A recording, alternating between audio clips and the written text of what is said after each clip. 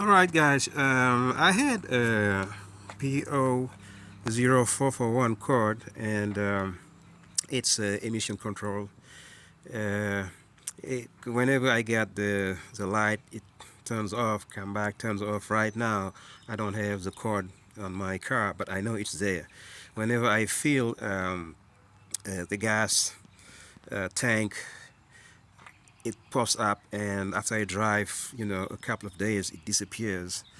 So usually what they ask you to do is check your gas cap, and since I got a 10th generation Honda Civic, these are the kind of gas cap they have, and I don't think this should be the problem.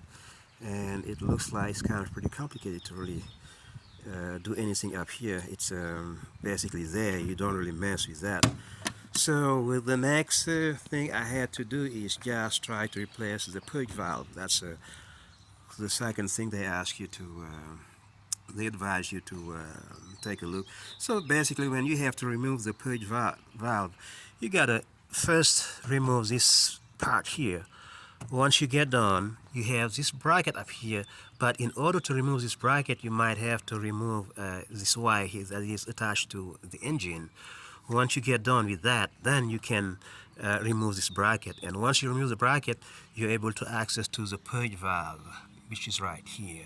So I got already installed the purge valve. So I don't know if I have the older version. I think I might have it on my table.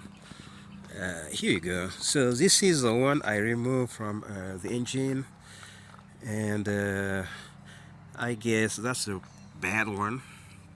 Uh, so I hope this will resolve the problem. If not, we try to, dig further and see what else we have to do. But basically, right now I'm about to do the reverse phase. So basically, it won't be really that hard to do. The hardest part was to get access to it, but I was able to get it done.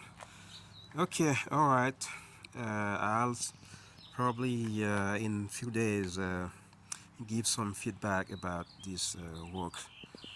All right, good night.